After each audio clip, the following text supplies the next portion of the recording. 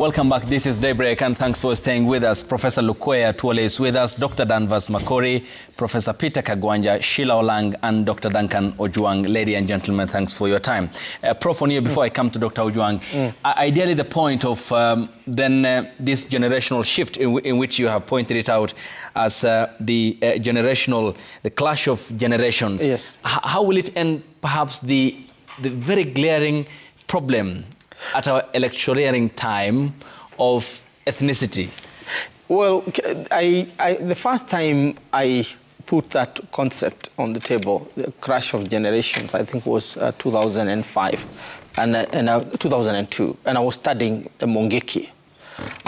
It was the same situation as we are in now. Possibly now this is more public because of the changing media environment, the social media and all. But that time, it was the young people would be arrested in town. Young people, maybe what you would call the lumpen proletariat, very ordinary people. They disappear. So I was that time working with Viro Mutunga at Kenya Human Rights Commission, and we, as young people that time, we took turns going to police station to check who has been arrested. And I think that's how I became a Mungiki scholar, essentially, because we were asking where they are. The good difference between the state that time and now is that at that time, immediately somebody disappears, would appear in court. 4:45 as courts are calling, and finally, if they think you are dangerous, then you'll be issued with detention papers and so on. And that's despite then the period was an older constitutional dispensation. There was an older constitutional dispensation that had so many ways of, the state violating the law. The same law on which it was based. And that was the basis of the clamor for a new constitution. There was no other basis except what was in the older constitution. So that generation fought its fights. I can take you back a little bit without talking too much and tell you that the story of Kenya is itself interwoven with the crashes of generations. And that's what has shaped us. The community from which I come, which is Mount Kenya, basically traces itself from a crash of generations where the old people were so dictatorial, the young people rose up, and what happened? There was a crash of generations and the new community was born. If you look at the Karenjin, you look at the Kikuyus, you look at the Kambas and all, they are all based on a political system called moiety, that the old respect the young and the young are loyal to the old. Somehow you have to negotiate your way in between. It's a political system called moiety, which is two systems based on two generations. And it's mutual respect, mutual recognition of each other, and listening to each other.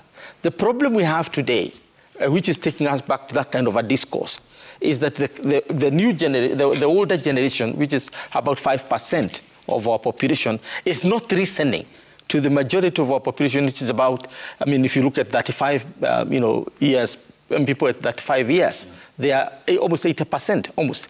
So what we are saying, in short, is that the system today has to deal with the grievances of younger generation, not through violence, but through discourse. There is no alternative to it. Now, it doesn't matter whether you have a new draconian bill or you want to return the detention laws or whatever you want to do. Face it, history will always repeat itself. No older generation has ever defeated the younger generation in history.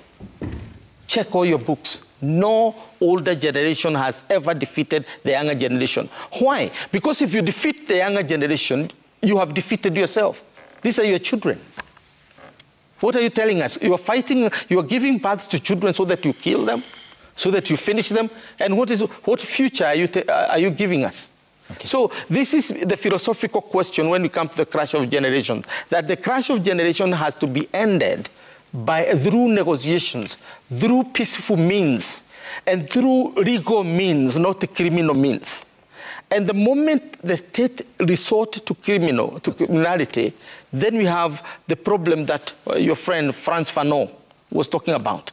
You now start to define the moral basis of violence, which is a very slippery path, where there is what we call criminal violence, which is usually perpetrated by dictatorial states, and we have emancipatory violence. the violence that seeks to restore order, justice, and common decency. And at that level, you are now on the space called revolution. And revolutions are ugly. Yeah, and then that is now the emancipatory violence comes from now the ruled, isn't it? It comes, yes, because the state is the only instrument in the systems of governance which is allowed to wield violence legally. But the moment it now uses that violence in a criminal sense, remember the tear gas is financed by Wanjiku. Remember the police officer is paid by Wanjiku. The military is paid by Wanjiku. Because legally the state is supposed to wield power in order to maintain law and order. But it is about the state, not about the individual. The moment the state now strides out of the common decency, now, again, without taking too much time, Kenyatta could not demonstrate in Nairobi in 1920s and 30s.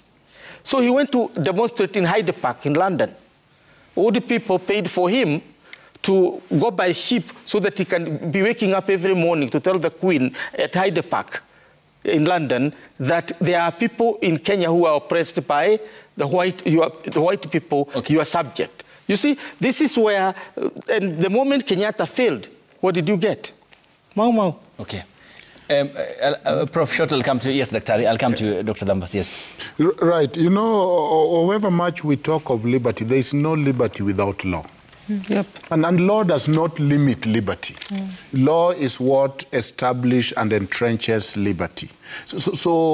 And sometimes we might look at government. Even before you get to government, order in every society, the social contract was to bring order.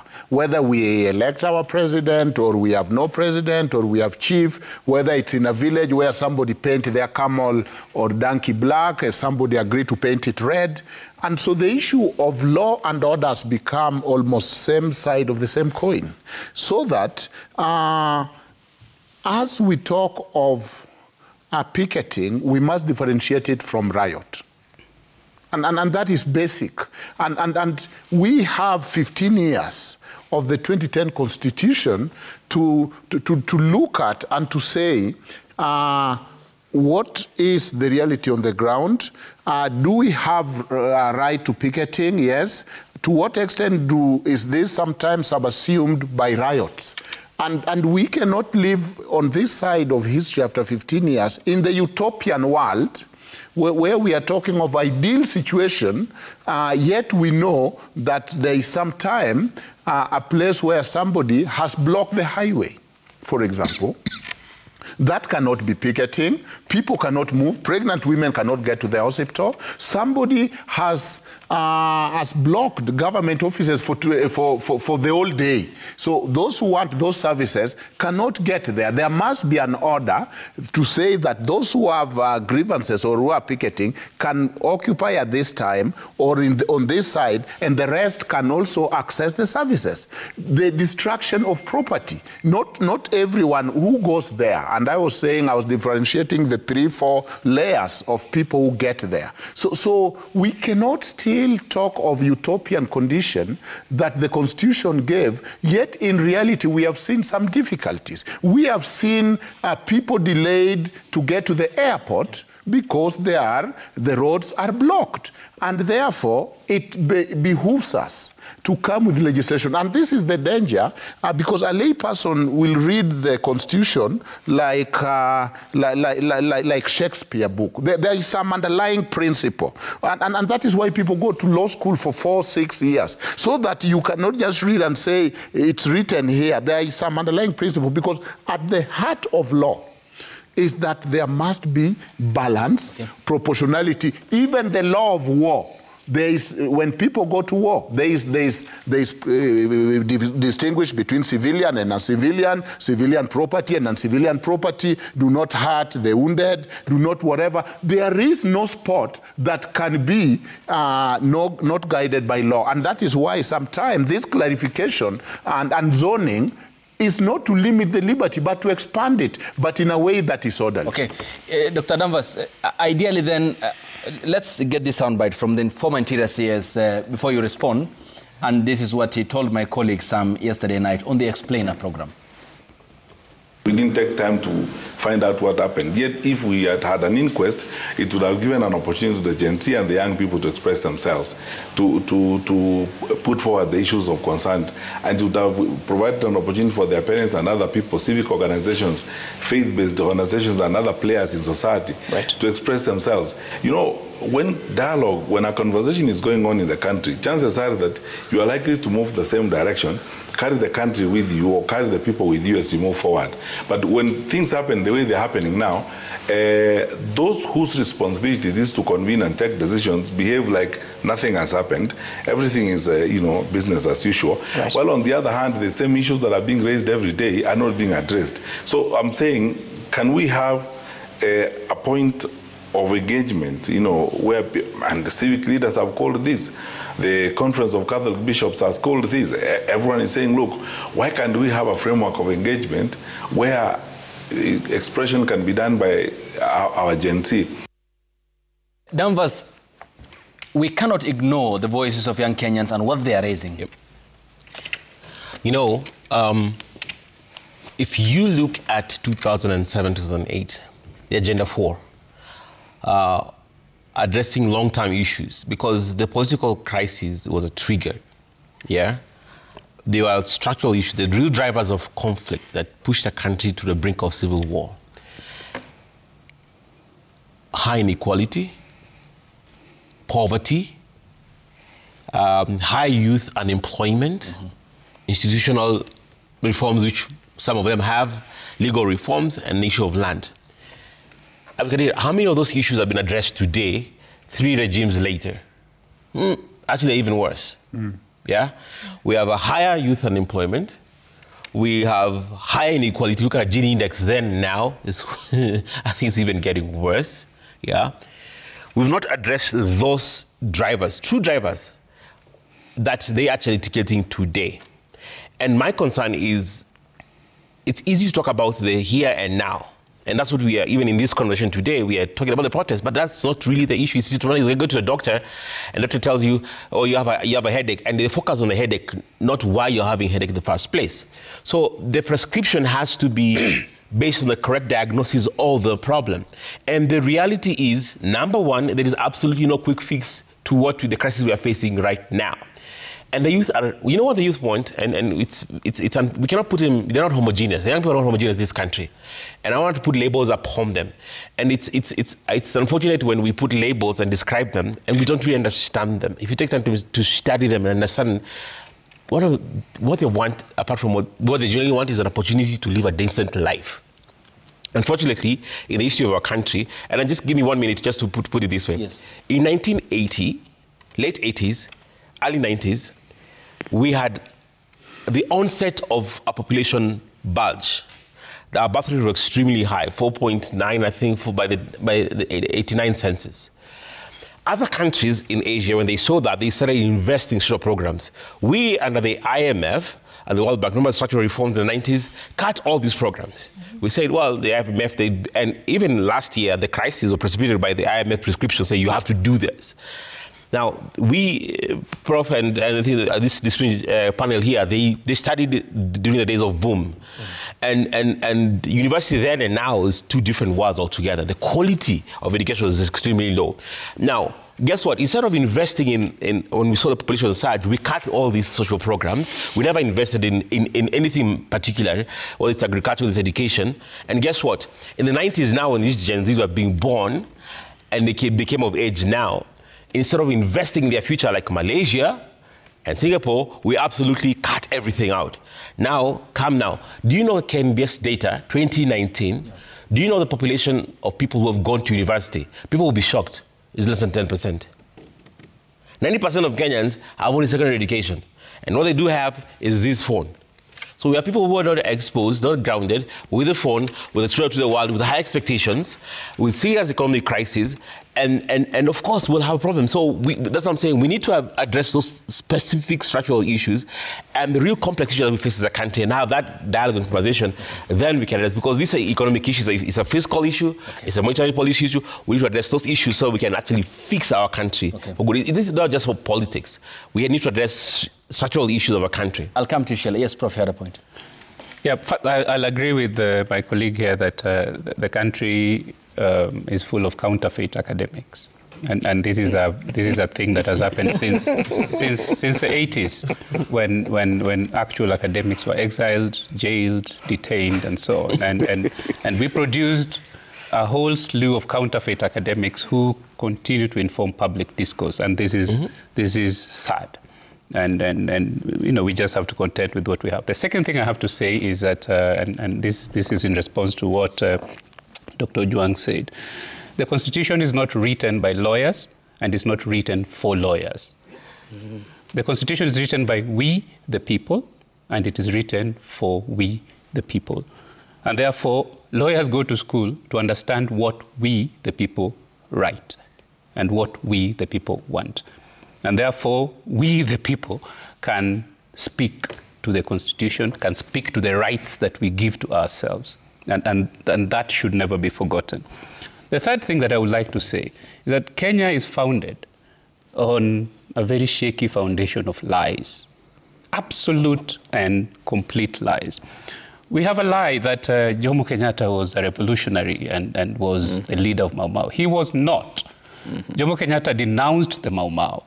Jomo Kenyatta said the Mau Mau are violent and we are following a political solution. I studied, my Master of Medicine thesis was based on the Mau Mau revolution. I looked at the Mau Mau concentration camp survivors 50 years after they were incarcerated. I looked for post-traumatic stress disorder among them, and 2/3 of them had symptoms of post-traumatic stress disorder 50 years after the incarceration. This country is founded on lies. We will not solve the problems of this country by focusing on what's happening today and what's happening in the streets and so on. Mm-hmm. We will solve the problems of this country by going back and looking at the foundational story of Kenya. And the foundational story of Kenya is lies. And this is why you have people in leadership who thrive on lies. If you go back and re-educate ourselves, we will find that nothing new is happening today. Protests have always been there. The methods of dealing with those protests are founded on the colonial philosophy of these guys are children that we have to control, and we have to teach them how to do things. That is how we are still doing it today. We have to change that because the people protesting are no longer children.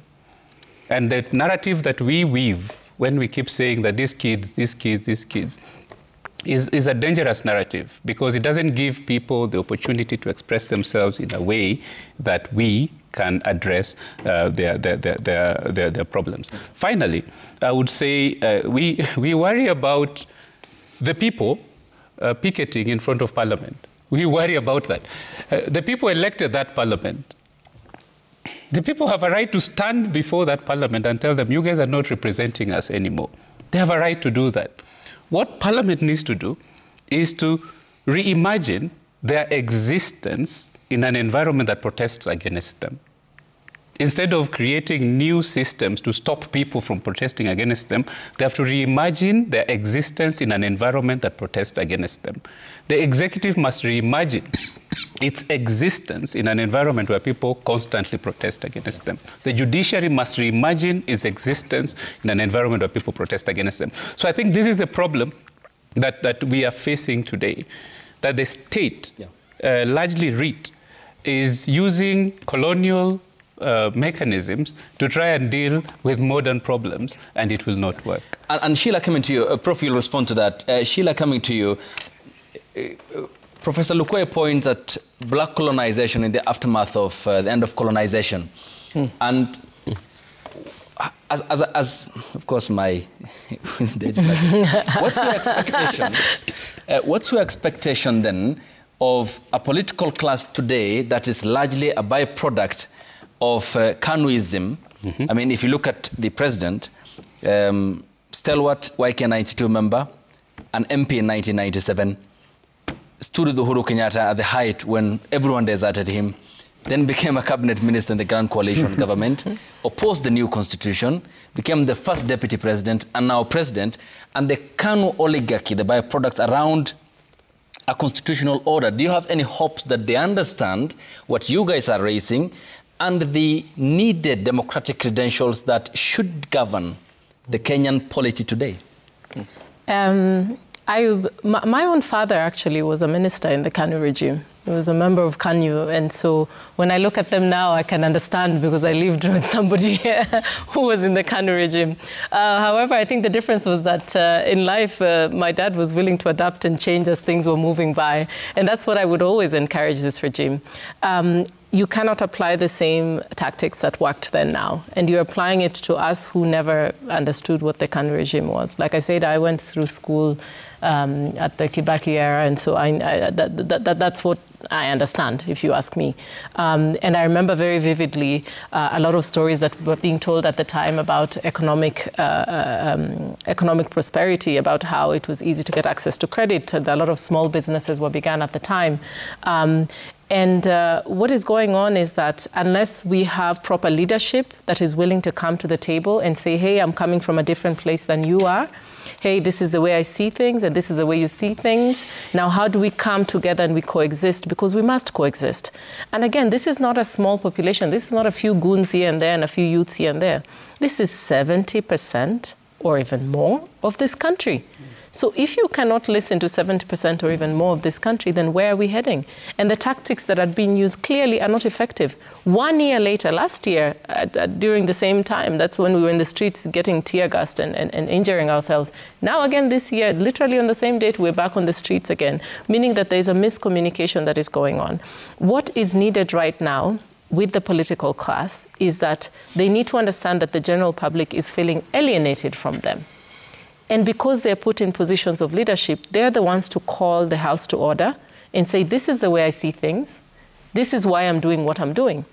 The other time we spoke about the list of promises that the president made last year. And I personally was very happy when he came out and he said, listen, we are going to work on austerity measures. Listen, there's no more harambes. Listen, and he gave a good, clear list. And I said, okay, that's what we've always wanted, because we have to separate what we are calling for as young people from the political opportunist. When I talk about things I'm talking about the issues.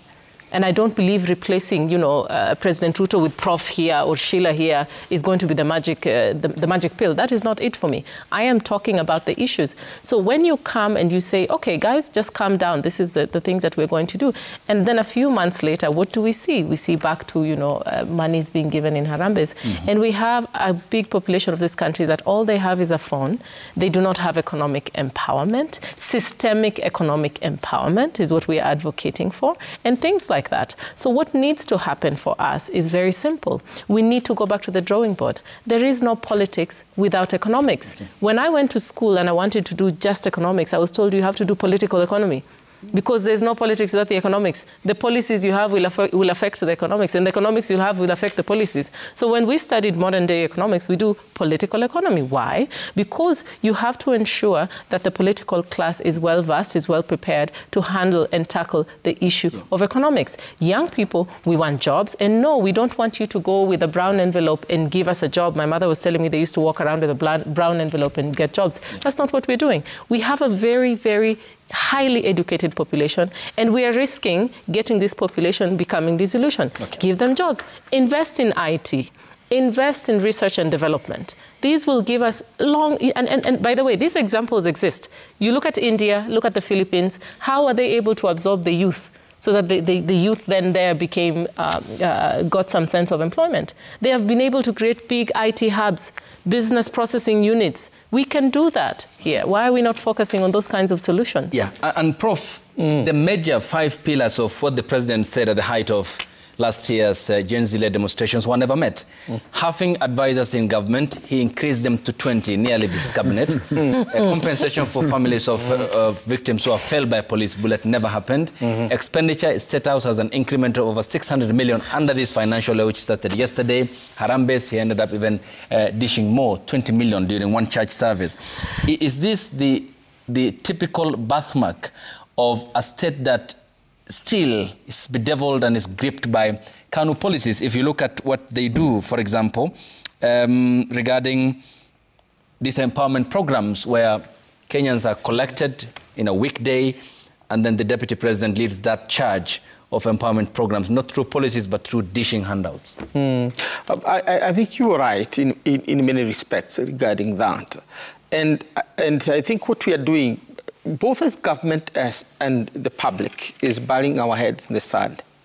We are burying our heads in the sand because what we are facing is not a product of William Ruto. The problem is that he has himself or his people around him not understood it, which is why the issue of advisors become critical.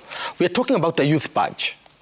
A youth purge meaning a youth boom where population, where health is good, people are not dying, mothers are eating well, therefore they are productive and fertile, and there is something to go with in terms of food and so on. So you get a population boom.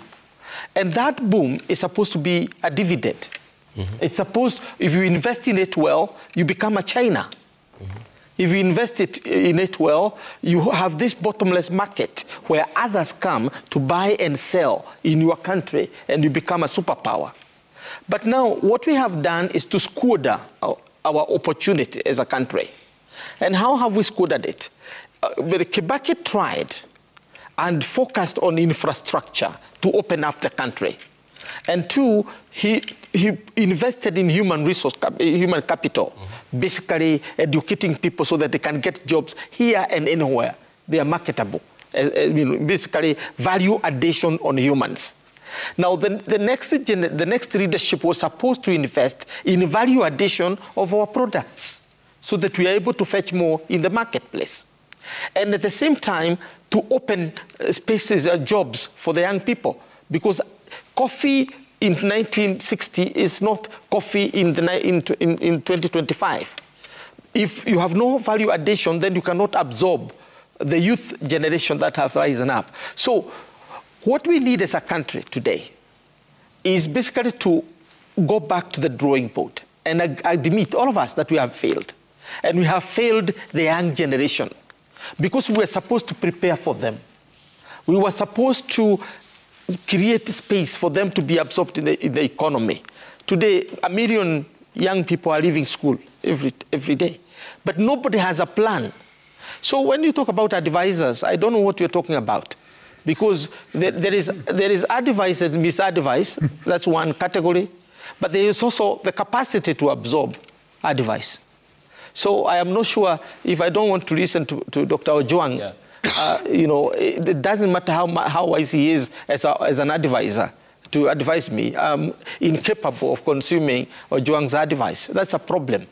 So what we need today urgently is not laws, as we are seeing here, draconian or peaceful or orderly or whatever kind of law you want to discuss. That is how draconian states work, by bringing laws.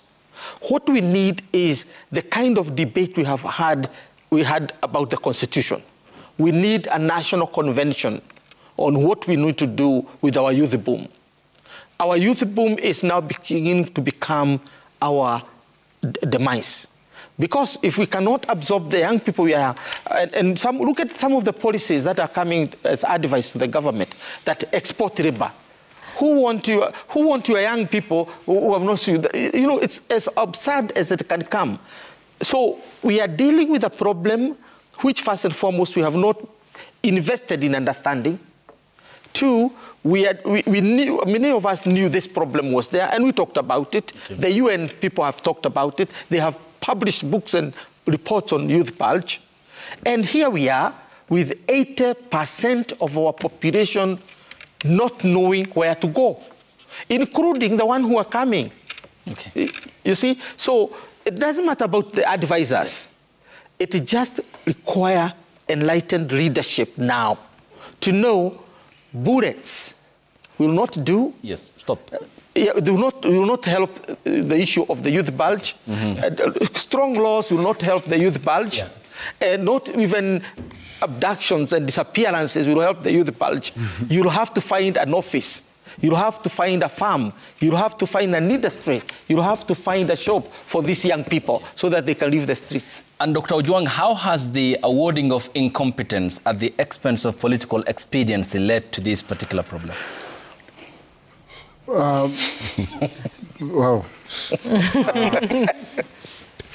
it's a question or a statement. It's a question. Of course, remember, one of the biggest gain of Gen Z demonstration was to be promised that it's for the whole cabinet to be fired, isn't it? And I thought that was an empowering time when the whole cabinet was sent home because there was listening to things like she was saying the fundraising, the flaunting of funds, maybe even arrogance, sheer arrogance, the understanding that public service is to serve people according to the Constitution. And so that happened. To what extent, and that is where the birth of a broad-based attempt, it has not solved everything, but it has dented some of the problem. Bringing everyone on board happened as a result of that. But Article 25 talk of social economic rights, because that looks to like the main issue. Economic rights, and Article 25 talk of progressive realization to the best of their ability. And that can be debatable because this is a third world country. As we debate, let us first accept the basic. I've also lived in the US for 14 years. We live in a third world country. And you show me which third world country have free health care for everyone, that is perfect. That has education in the university, that is perfect. Third world country. Because sometimes we talk in a utopian way. And that's why the Constitution itself say progressive realization. But what you hear, and I've taught human rights for about 15, 16 years. I want this, become I have a right to this. Really what this person is saying, I really need a job, has become I have a right to a job. Every right have a collateral duty of who owes you that right. So I have a job, I need a job, become I'm in the street because I need a job. So does the government become, under a third world country, overridden by debt, that one we know, and all these other issues, including corruption. Developing country, not third world. Developing country, not third world. You're insulting us. Dr. Ojwang, I feel insulted. The language is... I feel insulted when you sit here and tell me I'm a third world... Developing country. Okay, developing country. We are not a first world country. Thank you. Let us not be hanged on the there is no first world country. No. It's only either developed, industrialized, right, or developing. So here we are. Let us face our reality. And let us not be phony and fake. We are in a poor country. That is why... I disagree. No, I fundamentally disagree with what you're saying. Can I execute my point? We have become... No. The point I have a point I have not executed. But we have become poor. We were not poor. I have to execute it. Maybe your region was not poor. No, I am talking about Kenya. I have experienced poverty firsthand, and I'm talking about my poverty. Well, maybe say you are poor. Don't say the country is poor. Yes. I'm part of this country, therefore I'm poor in that country. Therefore the country is poor. I think you are racist. Let me finish my point. Let me finish, Prof. Go ahead. So, having experienced poverty firsthand for some of the regions, and the issue of disparity is a clear factored and it's a clear documented that there are other places, if you do infrastructural audit, have all the tarmac, have all the electricity, have all the running water, and you go to some region, just take all the criminals. Just take all the simple things like... They also have all the criminals. Just take a simple thing like infant mortality. It shows you where there is poverty and where Kenyans have invested. Disparity is the right word, not poverty. Yeah. So, disparity. With that... Let me ask you this then. Yes. Without necessarily regionalizing the country. No, not regionalizing. Those are... This is my question. Okay. Can Kenya attain a status where healthcare is free for all its citizens? Do we have the capacity? Yes.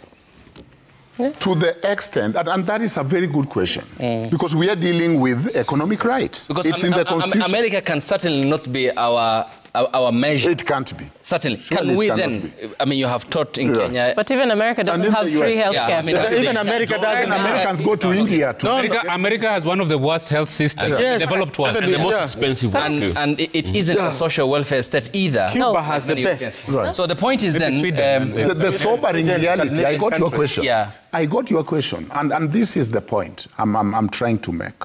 That we need to come to the reality of what Kenya is. And not talk about this Kenya and the economic rights as if we are in a developed country. Because our reality is that we have the debt, we are producing very little, we have so little, and the reality that the young people sometimes hear is this. I take the Constitution, I read there that there is something called right to this, and therefore I demand it. Yet I was telling you Article 25 clearly articulate that progressive realization. And because the shoe is on the other side. Prof, I'll come to you and Professor Lukwe. That's not what Article 25 says. Yes. Dr. Ojuang. Let me check in That's there. not what it says. It takes us to... No, it gives condition. It's money. Not. Okay. It takes us to it gives conditions, yes. fundamentals of the state, is it, as a constitutional talks about limitations of democracy. Dr. Ojuang, then, where is the place of Parliament to spur economic growth? And talking about this, how we can attain that, how then are we responding to that when there is gross awarding of incompetence, and then the president, for example, in this particular regime, tells us or complains about the very same people he appointed of being incompetent?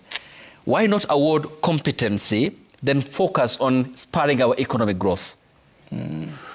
That should be what we should demand, and that should be on the table. But at the end of the day, you know, this looks so much to me like a soccer tournament where all the fan knows what the player should do. And I've been a fan of Gor Mahia. When we are there cheering, we know number 9 should have put the ball there, number 7 should have come back. It is so easy. And I'm saying this as a warning to the viewers, that whatever we say on this table is people who are watching soccer and not really in the field, because it is so easy to say, you know what, if there was merit, if Parliament was talking of empowerment, if whatever was talking of empowerment, Parliament represents the people. I think it's the house of Let me go to and it's dealing with economics. Just a quick one. When the Kibaki administration got in power, if you look at our inflation, if you look at all macroeconomic indicators, I mean, they were disastrous, both macro and micro. But through the interventions that were employed and thought well through, we were able to turn around this economy and set this country almost to flight, okay? Now, and that's very important for people to understand that I mean, actually, things then were worse than now from purely just from all the indicators that you look at. And they're able to turn around and give us free education and so on and so forth. And you talked about infrastructure development that we've seen that was a foundation for what we have right now as a country. So here's the thing, that the role of government, especially in a modern world, is to create the environment, a conducive environment to spur economic growth so that there can be employment, whether it's youth employment, and so on and so forth. Through policies that are created, fiscal policy, the monetary policy, because you can do that. You can reduce taxes. You can, through the monetary policy, reduce interest rates, okay, so that there's credit for businesses to do that. There's certain things that you can do to turn around an impoverished country or a crisis, an economic crisis, to actually come and be a boom that we saw. So, yes, we have precedent in the history of our country of a turnaround by by good policy. Okay. Yeah. So for me, what I'd advocate is, and I hope we can do that, is actually focus on the social, because we need to have solutions, because we can complain and whine every single day, and this crisis is not going anywhere. Let me just make very clear. Things will get worse, because if you look at all indicators, it will get, even from a security perspective, from a political perspective. So now it is when you talk about solutions that actually are attainable, that can be done to save our country, and I know we can do that. Yeah. Okay. Yes, Professor. I disagreed with this idea that we are a poor country, we are this undeveloped and that, because I grew in this country. No, let me finish. I grew in this country, and I have matured in this country, and I know when this country was rich. Why do I say so? Because I went to the university in this country for my undergraduate. The government paid my scholarship. Wow. And on top of it, they fed me at the university. And it's not me, it's the whole generation before 1990. And we were introduced to be leaders in terms of knowing the diet. If you look at the curriculum that we're teaching, what we call now the Kenya School of Government, it was how to behave like a mature person in terms of coping with modernity, as it were. Do you know, at that time, the allowance I was getting at the university enabled me to educate 2 of my mother's kids, who are now doing very well. Oh. Today, I am educating a young boy called Brian Olo at Moi University, paying for his school fees at Moi University, where he is supposed to be paying for his sisters and brothers. So when you say that we are now poor, we have become poor, and the question is, why has the leadership done that? Because it's the leadership that has taken there. We used to be, Professor, you were there at the university. Nobody bothered about food. We bothered about education. We never bothered about books. We went to the library and read books. And that is when Kenya's economy was below $1 trillion. It was below $1 trillion. Now we are at 5 trillion. Why are we not able? The problem is squarely and simply a problem of leadership. It's not Kenya. Rain is coming. Rain is falling. Our soil is as fertile as it used to be. Lake Victoria is not dry. The Indian Ocean has not receded. All our resources are the way they were. What has gone wrong? It's our leadership. Square, face it. And in 1963, Kenya gave out $10,000 as relief to the Asian country South Korea, then eclipsed by war. And we gave Malaysia $5 million to put their transport system in place. So we agree with... Yeah, we used to. We used to. I think, and I have to continue demystifying this thing about, and Dr. Ojwang says about a game with players and spectators. Kenyans are not spectators in the game of nation building. Yeah. Kenyans are players. Yep. We are in the pitch. We are playing. We are doing it. We are, contributing to the building of this nation. So anybody calling a Kenyan a spectator is insulting Kenyans, and I think that needs to be demystified. When we give ourselves rights, there are people who own those rights, and there are people who have the responsibility to ensure that those rights are respected and guaranteed. And those people are the people we place in public office. Yep. So if I'm sitting in public office, there's a certain segment of the rights that Kenyans have given themselves that is my responsibility to guarantee and ensure that they enjoy. So when the Kenyans come and demand those rights from me, I cannot make excuses. And if I cannot guarantee those rights, then I should leave that office to somebody who can do it.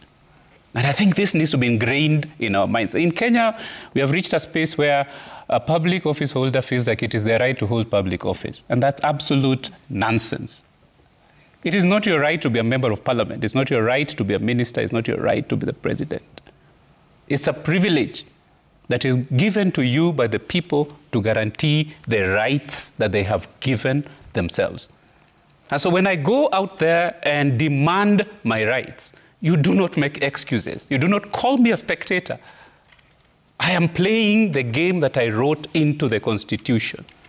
It is your responsibility to guarantee me the space to play that game. And we cannot forget that. The rights we have are inalienable. They're not rights that are given by the state. They're not rights that are given by parliament. They're rights we give ourselves as Kenyans.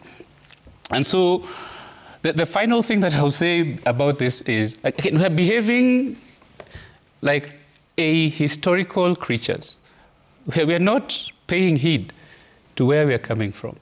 And where we're coming from, Kenya has always been a young country.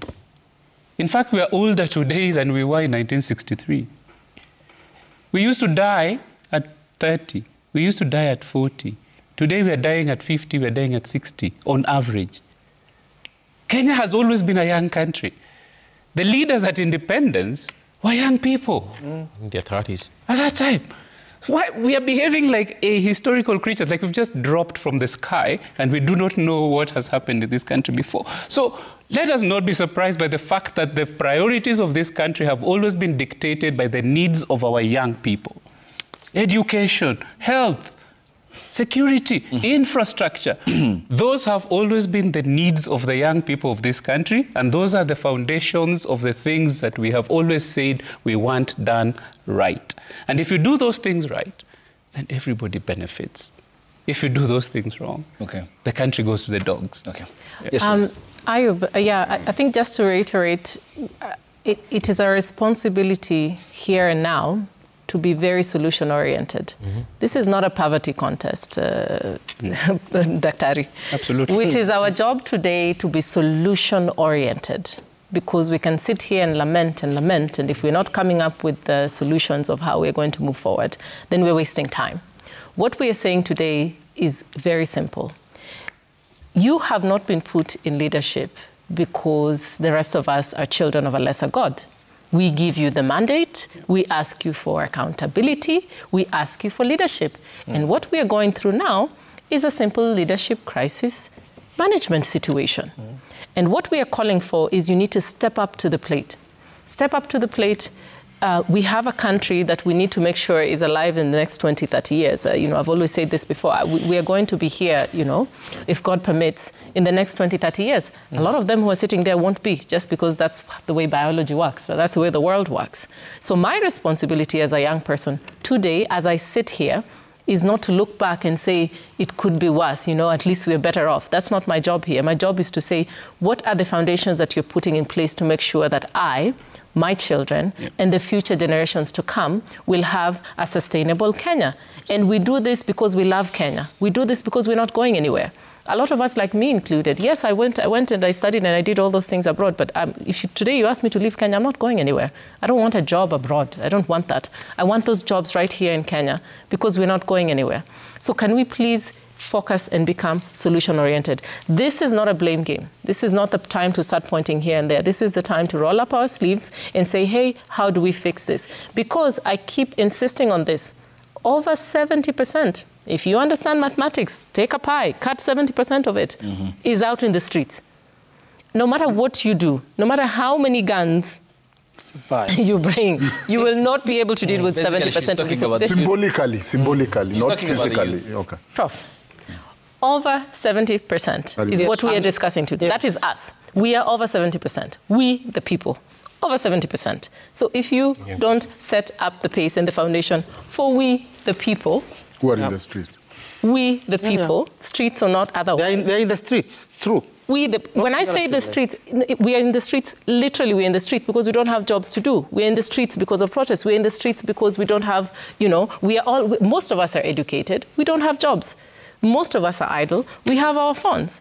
Most of us do not have any hope, even hope that we are going to get anything, coming up to me. I don't have any hope that I'm going to, walk into an office right now and be easily given employment the way my mother used to say that's what they used to do. We don't have that. And we understand that the times are different now. That is not what we expect.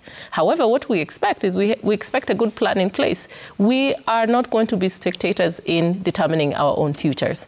And the sooner we understand that, everybody at the table, the better. Yes, Dr. We don't need to be spectators because political rights. Thank God for our forefathers. And You know, allow me, I'm not that old either, but I have a lot of respect for history.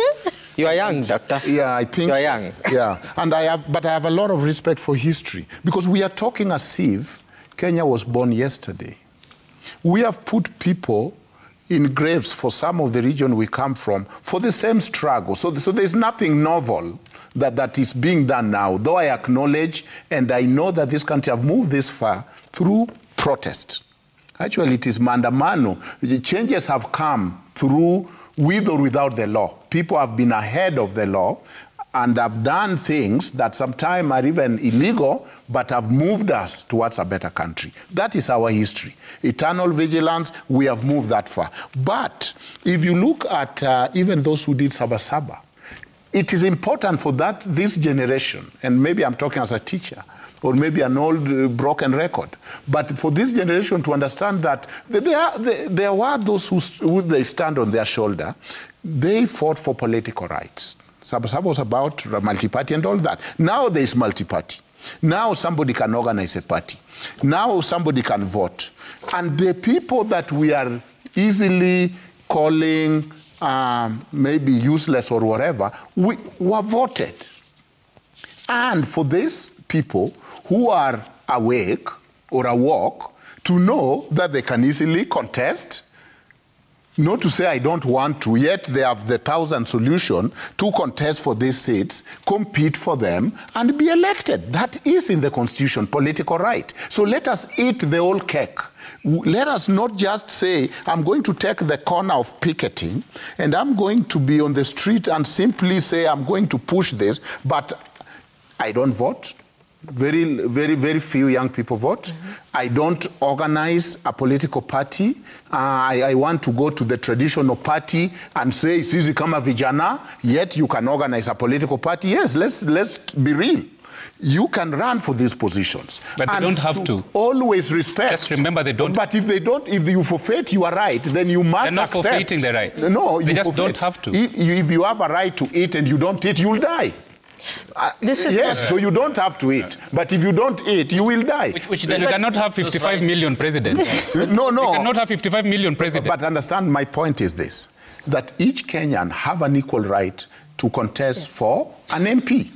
If you are not courageous or you have some limitation not to contest, then don't just be the complainer in chief. There's too much anger here.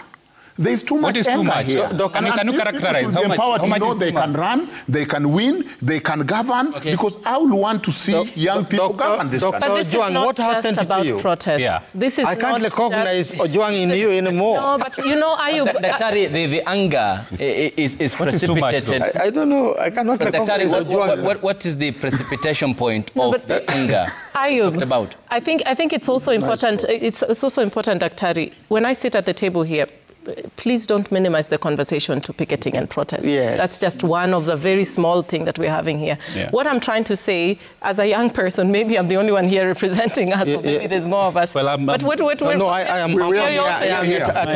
we are saying as young people, what we are saying, can we please transcend this conversation about a protest, please? Mm-hmm. Because can we discuss the issues? Because if we don't discuss the why, because we keep... Then are we not saying the same thing? Because I'm saying... Political right, run for office. No, we are going to run for office. That's not a problem. But we don't all have to run for office. That's also not the issue. My point is we have until now, until 2027 to get to. Meanwhile, if we had to wait until we are running for those offices in 2027, can we have a Kenya where we don't have abductions? Can we have a Kenya where a father like Ojwang's father does not toil for many years, takes his son to school, educates him, and then we are going to bury him in Homa Bay on Friday? Can we have a Kenya where Boniface is not killed at close range? Can we have a Kenya where a CS does not come and ask for shoot-to-kill orders? Can we have a Kenya where law and order prevails? So this is not just about the protest that just happened. This is about, and this is about us just asking the leaders, take leadership. We still have all these years. We are not going to start getting killed until 2027. In the meantime, we still have a Kenya to run and we still have a Kenya to protect. So can we please have a conversation beyond the picketing? Thank you. Let's now sample the feedback here on the broadcast, lady and gentlemen. The hashtag on X is Citizen Daybreak. The SMS code is 22422. MC_Rumor says the only way to navigate the crisis is for the government to follow the law and listen to the cries of the young people. No amount of force or brutality can break the protest. They need to address the issues that were raised by the Gen Z protesters. Absolutely. Good luck says, what's wrong with our leaders? Citizens now seem more informed and conscious than the very government meant to serve them. Look at the Finance Bill 2024 passed by Parliament. Even as citizens protested loudly and clearly outside, our leaders must understand this.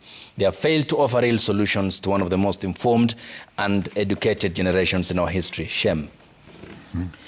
Babu Michael says, Ayub, the system is completely broken. Trying to control protesters through Pasaris' proposed bill is like treating symptoms instead of addressing the root causes. If we want real change, we must fix the system, not suppress the responses to its failures. Let's make the systems work by involving everyone. Like Sean says, corruption, police brutality, a captured parliament, an arrogant elite. These are the sparks that ignited the youth protest. The solution isn't more punitive laws like the one Pasaris is proposing. The solution is good governance. Stop silencing voices. Start leading with integrity. Sawe says that to truly address Gen Z's grievances, listen to their voices, prioritize their future with people-centered policies over corporate greed, mentor them, create job-friendly environments, curb political displays of opulence, and most importantly, uphold the rule of law. Do this and all will be well. Sheila says, Kenya's recurring governance crisis has become a political cash cow for certain power brokers in the current administration. We demand decisive leadership and lasting solutions, not recycled problems. And Mark Botongore says, we need to clearly distinguish between doing the right thing and doing the thing right. Ayub, I'll opt for the latter. Ladies and gentlemen, thanks for your time. Much appreciated. Professor Lukoya, many thanks for your time. And a while ago, you touched your white hair. No, this is misleading. I'm not as old as I look. We are certainly as sure that yes, you are young. Just focus on my face, not the hair. He's young at heart. Yes. Numbers, thanks for your time. Yes, very young. Professor Kagwanja, thank you. Sheila, always a pleasure having you. Dr. Juang, thank you for your time. Much appreciated. Thank you. And thanks to you too for working up with us here on the broadcast. Many thanks for your feedback and the company that's value that you offer out here. Up next is Health and Lifestyle with Lillian Muli. And we'll see you tonight on JKL here on Citizen Television. Till then, good morning.